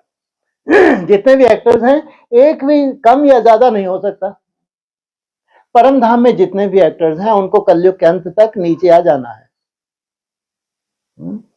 तब जाके जब सारे नीचे आओ, अपना अपना पार्ट बजा ले। नीचे ऐसा नहीं कि नीचे आया बेचारा एकदम खलास हो जाएगा, ऐसा नहीं। आके अपना पार्ट बजाए। पार्ट बजाने का जो भी उसके हिसाब किताब है, उसकी जो नूंद हो जाए। आखिरी आत्मा के भी तो हक है पार्ट बजाने का। सोचो, जो आखिरी आत्माएं आती हैं ऊपर से, वो बहुत रॉयल होती हैं या रॉयल घरों में जन्म लेती हैं, कुछ ना एक्स्ट्रा ऑर्डिनरी करके दिखाती हैं, या ऐसे गरीब घर में चले जाती हैं, एक्स्ट्रा ऑर्डिनरी करके दिखाते हैं कि पवित्र आत्मा आई है। चाहे वो किसी साइंटिस्ट में प्रवेश हो, चाहे कोई आध्यात्मिक गुरु हो जिसकी ख्याति बहुत फैल जाए, है ना, किसी भी तरह की हर कैटेगरी की आत्माएं लास्ट में उतरती हैं और उनके द्वारा उनका नाम वाला होता है और उनकी पहचान मिलती है पूरे विश्व में। सोचो, फिर वो अपनी तरह का पार्ट बजाते हैं, अपनी तरह का पार्ट। तो उनका पार्ट पूरा हो, फिर उनके हिसाब किताब बने। तो इसलिए कहते हैं हर एक आत्मा में मुक्ति, जीवन मुक्ति की नूंद है। अगर लास्ट में भी कोई आत्मा आ रही है तो उसमें भी मुक्ति और जीवन मुक्ति की नूंद है। ऐसा नहीं कि कलयुग के अंत में आई है, सतयुग में तो आई नहीं, ये तो गलीच है। अगर गलीच भी है तो वहां जैसा सुख है उसमें उसको सुख मिलना है। सतयुग का सुख और कलयुग के अंत में सुख में तो बहुत अंतर है। सोचो, कहां सतो प्रधान सुख, जहां दुख है ही नहीं। यहाँ का अरबों खरबों पति भी हो तो भी जो प्रकृति का रूप बन रहा है, जो बीमारियों का रूप बन रहा है, जो टेंशन है, आगे चल के बिजनेस के कितने बड़े बड़े कैसे परिस्थितियां होंगी, जॉब की क्या परिस्थितियां होंगी, किसको मालूम है। सोचो, पैसे की क्या वैल्यू रहेगी। इसलिए बाबा कहते हैं पैसे की कोई वैल्यू नहीं, क्योंकि समय लास्ट है। तो पॉपुलेशन तो मेन कारण है। तो इसका बैलेंस करना, अगर इतनी पॉपुलेशन ना रहे, कम हो, तो वैसे ही ये सब शुद्धता आने लगे प्रकृति में, जो दूषित होगी। सोचो आप, कोरोना में ये जलवा देखा, जब सबको बंद कर दिया, कैद कर दिया पूरे विश्व को, तो प्रकृति में चेंज आने लगा था। अब डीजल नहीं है ना, कोई किसी की तरह का प्रदूषण नहीं है, सब गाड़ियां वाड़ियां बंद हैं, ट्रेनें बंद हैं। सोचो इसी से क्या होने लगा था। वो तो थोड़े दिन का नजारा था। इसलिए अगर एटम वार होगी भी तो ऐसा नहीं कि उसके बाद कुछ होगा ही नहीं। हाँ, लगते हैं 100-2 साल, 100-150-200 साल तक कम से कम समय चाहिए ही चाहिए फिर से प्रकृति को अपने उस रूप में आने के लिए। इसलिए कहते हैं संगम युग तुम्हारा यही नहीं है। 100 वर्ष में तो तुमको समझ आई है, समझ है। 90 वर्ष तो समझ ही नहीं थी। हाँ ठीक है, एडवांस नॉलेज मिली भी थी, प्रैक्टिकल कहाँ हुआ था। प्रैक्टिकल हुआ ही एक होगी 18 के बाद सतो प्रधान अगर आत्माएं बनने लगी हैं 18 के बाद, तो ये उनके तो कब से पहले, ये तो 18 वर्ष तो उनके लिए हैं। उनकी ये महाभारत है, चाहे स्वयं से महाभारत हो, चाहे ब्राह्मणों की दुनिया में महाभारत हो, ये भी तो एक महाभारत है। दुनिया की महाभारत बाद में, तो सबसे पहले जो श्रेष्ठ आत्मा है उनके अपनी तरह की युद्ध है, अपने अंदर की युद्ध है, आपस में स्वभाव संस्कार की युद्ध है। तो ये 2018 से 2036 तक, ये सबसे पहले ये 18 दिन कहो, ये 18 वर्ष नहीं है, ये 18 दिन है। तुम्हारा एक एक दिन 1 वर्ष के बराबर है। अव्यक्त ने बोला, तुम एक दिन में जो भी सुंदर पुरुषार्थ करते हो, ब्रॉड ड्रामा के लिए क्या हो जाता है, 1 वर्ष के बराबर। इसलिए यहाँ 14 वर्ष ही क्यों, चाहे वनवास के शास्त्रों में बोला है ना, 14 वर्ष ही क्यों, चाहे पांडवों के 12 वर्ष, वनवास के 1 वर्ष, अज्ञातवास का 14 ही क्यों ना। तो संगम युग का जरूर हिसाब किताब है ना। तो 14 वर्ष में पूरे 5000 दिन होते हैं, जिसमें हमारी पूरी शूटिंग हो जाती है ब्रॉड ड्रामा की। क्योंकि जब हमको समझ आती है तभी ओरिजिनल शूटिंग है। ध्यान रखना, जब तक तुमको समझ नहीं है तब तक शूटिंग नहीं है। चाहे हम अज्ञानी थे तो कोई वो शूटिंग नहीं है। जब तुम ब्राह्मण बनते हो, जितनी तुमको समझ आती है वही शूटिंग है। फिर एडवांस में आते हो तो पूरा खल्लास, फिर तुम्हारी अपनी तरह की शूटिंग, फिर वो भी मायने नहीं रखती। जब तुम नई दुनिया में जाते तो वो उनका कोई मायने नहीं रखती, क्योंकि समझ ही नहीं थी ना। जब जब हमको समझ आती है वो हमारा एक पुनर्जन्म होता है संगम युग में। इसलिए कहते भगवान कुछ भी नहीं देखता, तुम्हारा पिछला कैसा भी चिट्ठा उसको कोई लेना देना नहीं। तुम्हारा हिसाब किताब है, तुमने चुक चुक किए, लीव इट। फिर नया जन्म लेके नया उमंग उत्साह के साथ जो भी कदम बढ़ाता है भगवान उसका साथी बन जाता है। ड्रामा में नून, चाहे ज्वाला स्वरूप अवस्था तुम्हारी, और उसके साथ साथ जो विनाश ज्वाला प्रज्वलित होती है, उसके साथ साथ जो संसार में परिवर्तन होता है, और तुम्हारी आत्मा और शरीर का जो रिजोनेट होते हैं, दोनों तरह की नोंद है इस यज्ञ में। एक तरफ जय जयकार, दूसरी तरफ हाहाकार। इसलिए सबको हाहाकार दिख रही है। जो युद्ध शुरू होती है रुकने का नाम नहीं लेती। प्राकृतिक प्रकोप बढ़ रहे हैं, आगे चल के और बढ़ेंगे। अब दुनिया को दिख रहा है हर तरह से कोई ना कोई कारण बन रहे हैं जो टेंशन का कारण बन रहे हैं। उसी में क्योंकि स्थापना भी आपने क्या होगी, धीरे धीरे कंप्लीट होनी है। जो भी आत्मा निमित्त बनने वाले वो अपनी संपूर्ण स्टेज को जाना है। आज खास जो इशारा था वो था तुम्हारी ज्वाला स्वरूप अवस्था। ज्वाला स्वरूप माना निसंकल्प अवस्था। कितना भी थोड़ा थोड़ा भी हो रहा है लेकिन बहुत वैल्यू है। तुम वो कर रहे हो जो कोई ने ना किया।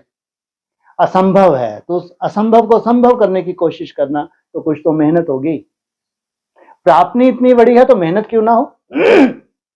यहाँ एडमिशन लेके कितनी तरह के तुमने स्कूल छोड़ छोड़ के वहां तुमने प्रोग्रेस कर करके यहाँ आए हो। ऐसे थोड़ी पहुंच गए तुम्हारी लॉटरी लग गई है। पहले भक्ति मार्ग में जरूर तुमने मेहनत की होगी कुछ ना कुछ, तब जाके ब्रह्मा कुमारी आश्रम ज्वाइन किया होगा। तो सोचो वहां भी तुमने धारणाएं की हैं। वहां से के बाद फिर तुम वहां से रिफाइन होके कहाँ गए, एडवांस नॉलेज में गए। वहां भी अपनी तरह तुमने जो भी मेहनत की होगी, सिंप्लिसिटी आई होगी, खान पान में बहुत सुंदरता है, रिफाइन ही हुए हैं। उसके बाद जाके बाबा ने बोला अब नई दुनिया तैयार हुई है, सोचो आप। और उसमें फिर नंबरवार तुम बच्चों को जाना ये बोल के गए। नई दुनिया की सौगात जो तुम बच्चों को दी है इसमें नंबरवार जाना है। कितना छलना लग लग के फिर कहाँ पहुंचते हैं। इसलिए नई दुनिया में कोई एडमिशन होता ही नो एंट्री। अपना भाग्य तुम खुद ही लेकर आते हो। अपना भाग्य तुम खुद ही लेकर आते हो।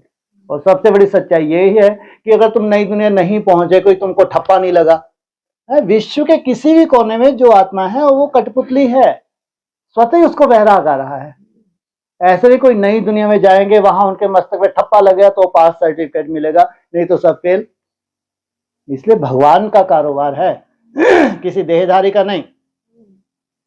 वो कठपुतलियां ही हैं जिनको बहुत अच्छा पार्ट प्ले करना है। किसी कोने में भी वो कठपुतली बैठी है, उसको ऑपरेट होना ही है। उनके लिए भगवान आया है और फिर आगे चल के उनको संगठित होना ही है। ये भगवान की ड्यूटी है, किसी व्यक्ति विशेष की नहीं। इसलिए यहाँ सेवा के लिए तो हाथ खड़े कर देते हैं कि खुद ही नहीं किए पूरे जीवन में, तो तुमसे क्या करवाएं, है ना। एक ही यहाँ रोल नहीं है कोई, कौन सा। एडवांस में भी कहाँ ज्यादा रोल है। एडवांस में बाबा ने अंडरग्राउंड ही किया है ना। जो रिफाइन रूप बनने वाला एडवांस में सूर्यवंशी, वो तो और ही अंडरग्राउंड होंगे क्योंकि उसके बिना तो कार्य सिद्ध ही नहीं होगा। यज्ञ की अगर शुरुआत ही अंडरग्राउंड होने से हुई है 14 वर्ष, तो आदि सो अंत। हमारा रिफाइन स्वरूप जो आत्मा का जो ओरिजिनल स्वरूप है उस फॉर्म में आना है, तो बिना अंडरग्राउंड हुए, बिना तपस्या के तो संभव नहीं। इसलिए आदि सो अंत वो रिपीट हो रहा है। बहुत ही अच्छा लगेगा अगर बाहर की जो आत्माएं जब आना शुरू करेंगी कि हम यहाँ थे, हमको ऐसी टचिंग हुई, हम ऐसे तपस्या में उतर गए, जो स्वतः मतलब हम लोगों को तो पढ़ाई मिल रही है, कायदे अनुसार हम जा रहे हैं स्टेप बाय स्टेप, लेकिन उन लोगों के स्टेप जानने में बहुत मजा आएगा।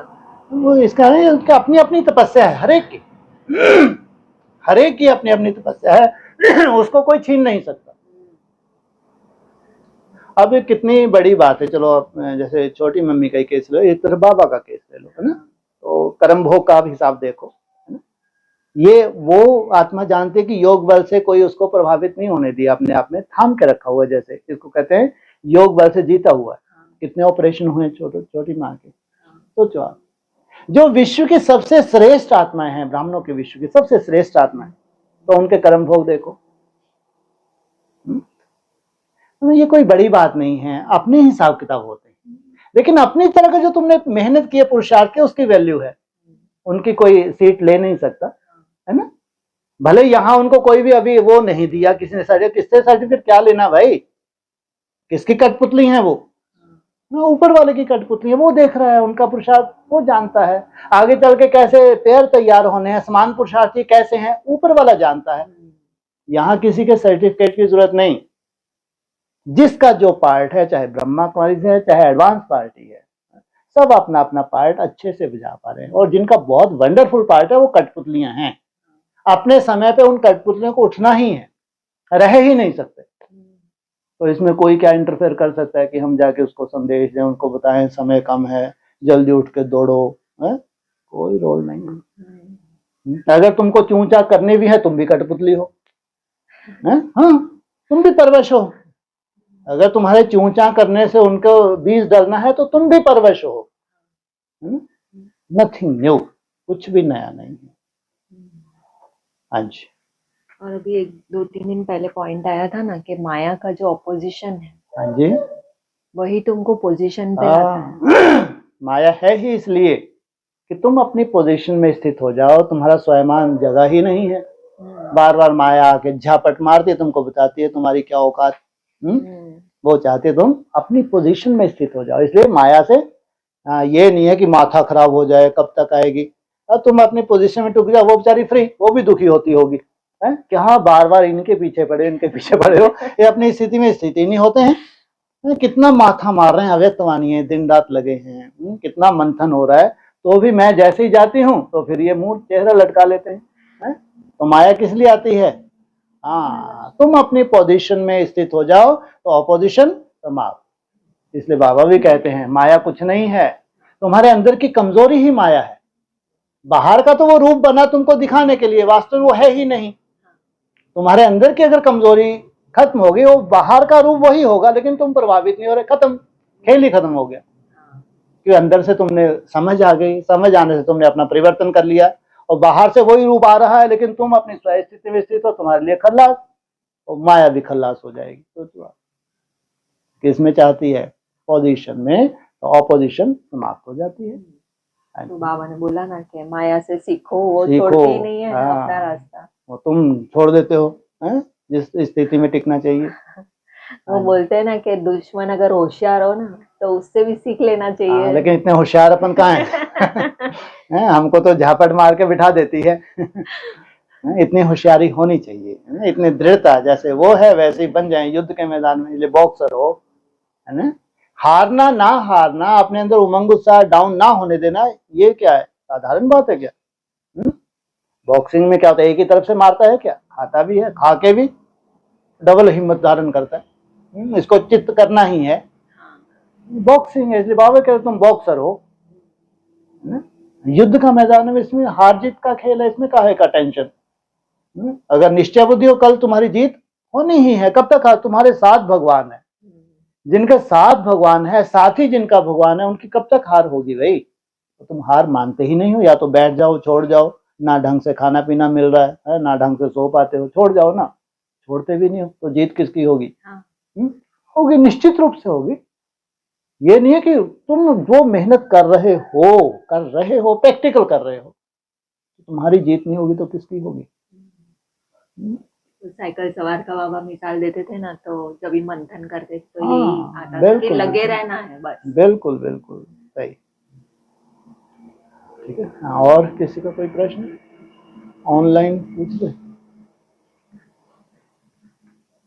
देखो ऑनलाइन कोई है क्या? 5 मिनट 10 मिनट है।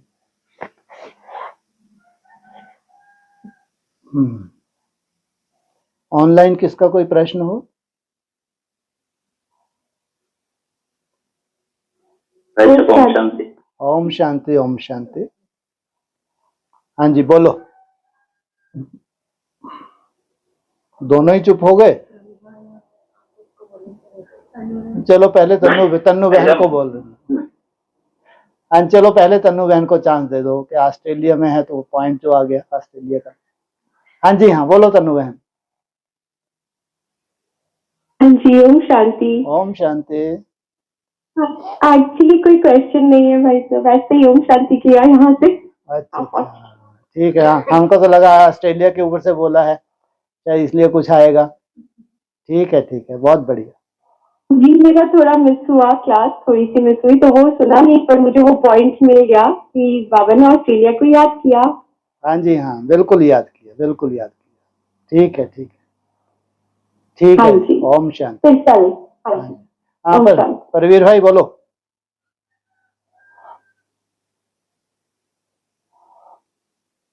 भाई साहब, जो काल आया था ना, 4 पिलर है भाई साहब, स्पेशली 4 पिलर जो जोग बल है और वन दुष्ट के ऊपर है, और जो बोला ना 4 पिलर। प्राणायाम। हाँ जी। मतलब बेहद का प्राणायाम क्या है? अरे अभी छोड़ो, बेहद बुहद हो गया सब, अब तो शरीर चाहिए तो हद में ही चाहिए। बेहद में जो ड्रिल कर रहे हो ये क्या कर रहे हो, जो श्वास को रोकते हो, निसंकल्प होते हो, ये क्या है? ये बेहद का है। संकल्प क्या है? तुम्हारी श्वास है। संकल्पों को रोकना माना श्वास को रोकना। वो बाहर भी फेंकते हो, अंदर भी धारण करके, कुंभक है, रेचक है, ये क्या है? ये संकल्पों का जो खेल चल रहा है, ये क्या है? बेहद का प्राणायाम। लेकिन अभी हद में चाहिए, अगर शरीर चाहिए तो शरीर भी कैसा चाहिए है? हाँ, चारों तरफ बीमारियां फैली हैं और तुम्हारे ऊपर कोई असर नहीं हो रहा। अगर कहीं किसी बॉन में इधर कहीं दर्द है तो एक्सरसाइज से गायब, कोई खाना पीना, ये दवाई वाई की जरूरत ही नहीं। इसलिए अब चाहिए हद में। दुनिया हद में देखना चाहती है, बेहद में देखना चाहती है। दुनिया भी हद में चाहती है? बेहद में तो हमने बहुत कर लिया, हम भी बुद्धू बन गए और सबको भी बुद्धू बनाया। हमने बोला हमको भगवान मिला है, वो कहते हैं अगर तुमको भगवान मिला अपनी हालत देखो। वो भी तो सही है, हमको ही उंगली उठाते हैं, बोले कि तुमको भगवान मिला तो अपनी हालतें तो देखो भाई। इसलिए हर चीज हद में ही चाहिए। जिनको भी तुमने संदेश दिया वो भी हद में थे, उनको भी तो संतुष्ट करना है। वो हद से ही संतुष्ट होंगे, बेहद से नहीं।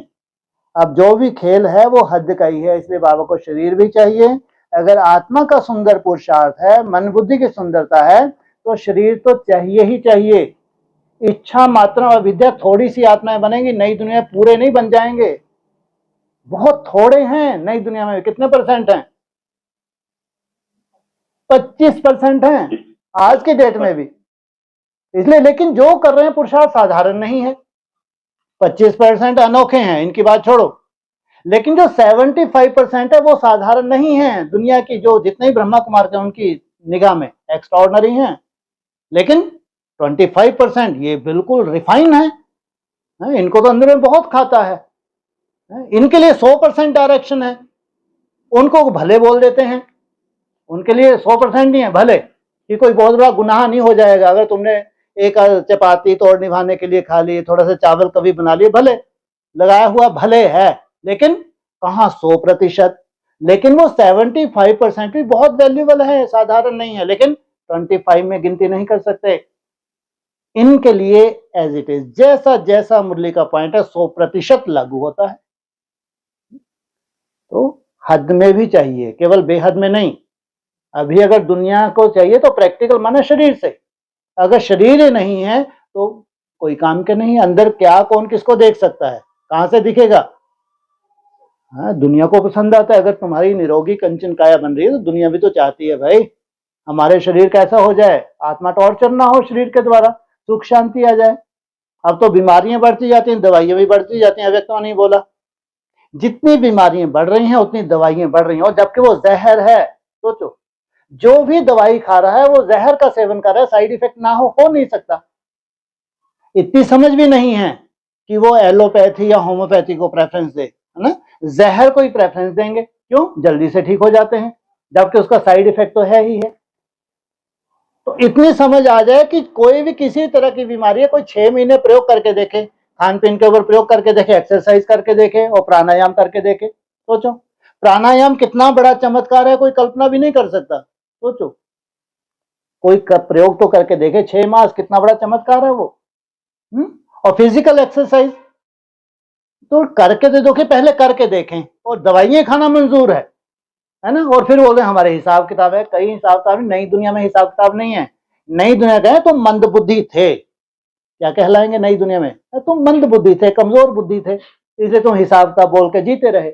इस काबिल तुम थे ही नहीं कि इतनी श्रेष्ठ बुद्धि देवताओं जैसी तुम्हारी हो जाए, है ना? इसलिए नई दुनिया में कोई किसी का हिसाब किताब नहीं है, ध्यान रखना। केवल अपनी कमजोरी की वजह से है। इच्छाओं का त्याग नहीं हो पाता है, वैसा का वैसा ढर्रा रहता है, तो उससे परिवर्तन नहीं होता है। जितना जितना इच्छाओं का त्याग करे, इच्छा मात्र धीरे धीरे अविद्या की स्टेज पे चले जाते हैं। इसलिए ना ब्राह्मणों को पसंद आने वाला है, ना दुनिया को। हद में भी चाहिए। इसे निरोगी कंचन काया किसी व्यक्ति विशेष की नहीं, कोई संगठन हो जहां सालों से कोई ने दवाई ही नहीं खाई होगी। सोचो, दवाई होती क्या है? इनकी दुनिया में दवाई होती ही नहीं। सोचो आप, ऐसा अगर संगठन किन्हीं को मालूम पड़े भी पूरा संगठन ऐसा है, तो सभी वहीं से सर्टिफिकेट दे देंगे। ऐसे आप अंडरग्राउंड सालों से पड़े हो, कोई वैल्यू नहीं। कितना भी आप 14 साल क्या फिर 14 का आंकड़े वो कल घुमा लेना अपनी तरह का अंडरग्राउंड होके, कोई फर्क नहीं पड़ता। लेकिन जब प्रैक्टिकल देखते हैं, चाहे ब्रह्मा कुमार कौन चाहे दुनिया हो, जब प्रैक्टिकल शरीर सहित देखते हैं तो वहीं से सर्टिफिकेट दे देंगे। यही प्रैक्टिकल दुनिया है। इसलिए आप बेहद में नहीं, बेहद में तो हम बुद्धू ही बने, लेकिन आप क्या चाहिए? हद में चाहिए। तो हद में थोड़ा सा कठिन लगता है, इसलिए बेहद में अच्छा लगता है। कौन शरीर को तोड़े मरोड़े आढ़ा टेढ़ा करे, है ना? याद कर लो बस आत्मा को, भगवान को याद करो, आपकी आत्मा कितना सहज है। सबसे तकलीफ कौन सी है? एक्सरसाइज सबसे बड़ी तकलीफ है, तो हमारे जैसों के लिए तो मुसीबत ही है। चलो कोई कोई को ना लगे, लेकिन प्राणायाम हो, एक्सरसाइज हो, ये खान पान है, ये सभी मुसीबत के मोल लिए तुमने सबने। सबसे बड़ी मुसीबत पॉइंट ऑफ लाइट में टिकना, कुछ सेकंड है। यहाँ मुसीबतों का ढेर है, पूरी मुसीबतें भगवान ने तुम्हारी झोली में डाल दी कि तुम सबकी मुसीबतों के हल करने वाले हो। और ठेका देख लो कौन सा उठाया तुमने, हम पूरे विश्व की मुसीबतों को हल करेंगे। आ जाओ जरा, भगवान ने पूरी मुसीबतें तुम्हारी झोली में डाल लो, पहले ये धारण करो फिर देखेंगे। सोचो, जो पूरी दुनिया की मुसीबतें खत्म करने जा रहे हैं, तो उनको क्या मिला? मुसीबत मिली। 3-3 4-4 तरह की मुसीबत। निसंकल्प होना बहुत बड़ी मुसीबत थी, फिर खान पान मुसीबत, फिर एक्सरसाइज मुसीबत, और तुमने झेल भी तो लिया। आने दो भगवान, बस मेरे को अच्छा इंस्ट्रूमेंट बना देना। आपने मेरे को इस काबिल समझा है तो आने दो। जो भी आप शर्माते, लेकिन एक अच्छा इंस्ट्रूमेंट मेरे को बना देना, ये मेरा भाग्य है। अगर तुम इतना पॉजिटिव रूप तुम्हारा है, भगवान को कितनी खुशी होती है। इसलिए आप चाहिए हद में, बेहद में नहीं, बहुत हो चुका। हाँ जी, और भाई साहब सब ठीक है भाई साहब। अमृत वाला में एक्सरसाइज होता है। गुड, बहुत बढ़िया। भाई साहब अग्नि तत्व से ऊपर कैसे उठे भाई साहब? अब चिंता मत करो, अग्नि तत्व से ऊपर बिल्कुल चिंता नहीं करनी, बिल्कुल चिंता नहीं करनी। अपनी आत्मिक स्मृति धीरे धीरे बढ़ेगी, सब हो जाएगा। जितना कर रहे हो उतना सफिशिएंट है। आज की डेट में अगर अन्य दोष है तो अन्य दोष है। अगर आप सब्जी पे आ गए, जो व्रत में जो भी होते हैं, मोरिया होता है और जो भी होता है, उसको बीच बीच में उसको यूज करो। तो अग्नि तत्व की चिंता नहीं करनी, सब हो जाएगा। सहज होगा तो ही मजा है, हट से नहीं। हाँ, अगर हट करना है तो आत्मा बनने की हट करो, ये है असली हट। अग्नि तत्व की चिंता नहीं, अगर हट ही करना है तो निसंकल्प होने की हट करो, जो आपको सहज करने वाले है। इसलिए सहज ही होगा। इसलिए कोई चिंता नहीं कि कोई अग्नि दोष, कोई बहुत बड़ा दोष लग रहा है, कब सफलता मिलेगी। असली सफलता आपको मिल गई है, जो आपने एडिशन किया है कच्चा खाने का, चाहे फल के रूप में ले, प्रकृति से जो आपको मिल रहा है वो आप वैसा सेवन कर रहे हैं। इससे बड़ी गिफ्ट क्या होगी? फिर अगर तुम पका के भी खा रहे हो तो उसमें कोई अन्य दोष नहीं है, तो इसका कोई इफेक्ट नहीं है, ना बॉडी के ऊपर ना तुम्हारी मन बुद्धि के ऊपर। फिर जब तुमको रिफाइन स्टेज पे जाना होगा तो सहज हो जाएगा आगे चल के।